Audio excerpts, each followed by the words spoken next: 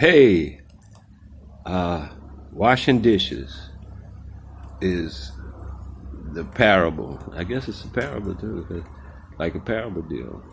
Parable. Okay, anyway. Washing dishes, that's the name of this joint. If I'm washing your dishes and you are washing your dishes, guess whose dishes is not getting clean? Again,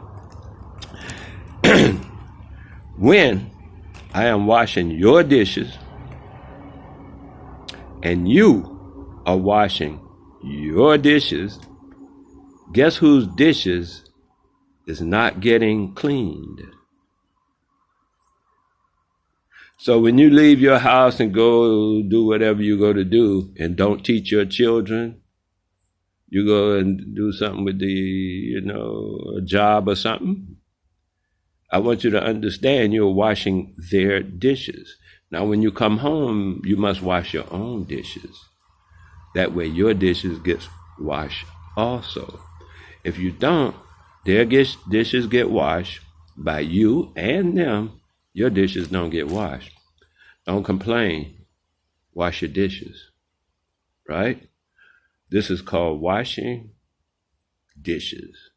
If you say, hey, I'm going to go study this guy's master plan to kill me or some crap or whatever, because you got enemies. You consider yourself to have enemies. And you say, I got to go check the enemy, see what he's doing and stuff. Guess what you're doing? You're washing his dishes. Because you're not doing your own thing. You're checking out what he's doing. As long as you're studying what he's doing, guess what you are not studying? You're not studying what you're doing. Makes sense, right? So when you look at someone else's whatever, you are giving it what's called attention. Attention is highly paid for. In the Super Bowl, they have so much attention, they're willing to pay millions of dollars a half a minute. Because they got so much attention. They'll pay for that attention. That's what they're paying for. That's what they're doing with YouTube and stuff like that. You go and watch this, 7,000 people go watch this. They're willing to pay for that attention. It's all about attention. Yeah, you with me? Yeah. So when you're paying them attention, I'm like, them, and they do this, and guess who you're not paying attention to? It's a done deal. It's simple. It's not even, these are laws of nature that have been proven by some kind of sciences and stuff they talk about these days. But laws of nature are science. So then, this is by the law of nature.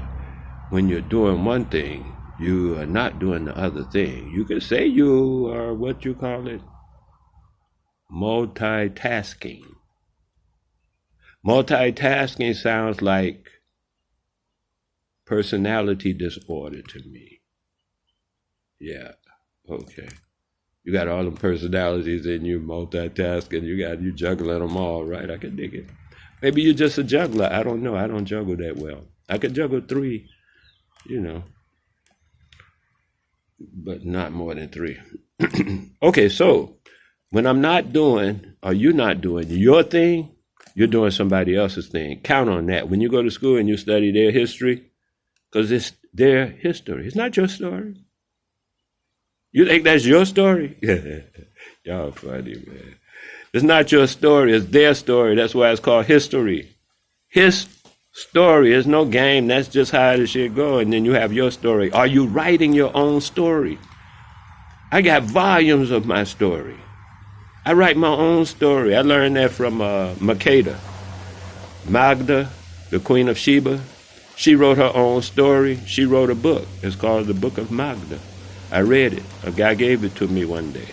And I read it. And I kept it for a while with all the other books I had that were very difficult to repeat. And then, of course, everything went up in the fire, so I don't have any of that stuff now.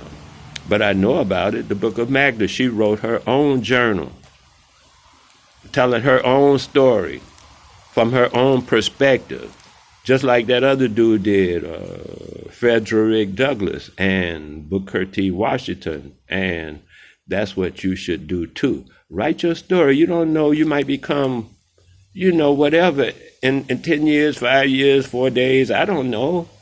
Just start writing your own story. Don't let other people dictate the media on you. Write your own story, even if it's just you. And you think, oh, this is... No, write it. People call it a diary. Okay, call it a diary or a library, whatever you want to call it. But write your story so people will know from your perspective what your story is. Not go by his story. Well, his story says... Yeah, but let his story say whatever his story wants to say. I got my story, and this is my story, and I'm sticking with it. I'm attentive to it. I'm studying it. I'm not studying his story. I don't want to know his story. I don't want... You know what? I started learning Japanese. Yeah, man, I don't want to learn his stuff, history. I'd learn Japanese events that happened in their past, though, but they have a story also. Everybody got a story. We got a story. I got a story. You got a story. We got a story. You hear me? I got a story. You got a story. We got a story. Write your story. You write it down. Make sure your children can read it. Write it in legibly. Don't be writing in crypto and shit. So your offspring's offspring can read it if it should come to that. Or they can print it, or you print it. It don't matter. Write your story. Make sure you are listed in the book of people. You know what I mean? And not somebody else writing your story and talking, bad about you and how you were this and that and the other, and just controlling the whole narrative. Don't allow that to occur. Write your story. I don't care who you are, what you are, where you live, how you live. It don't matter. Write your story, man. Write it. Just keep writing it day over day over day for 20, 50 years. Make sure your story is in the annals of time as well, as best you can. Like I say, I lost some books and stuff. So that's how shit go, but we keep living.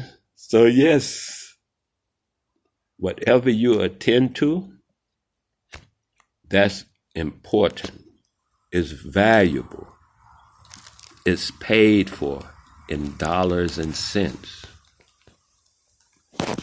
Pay attention to your children.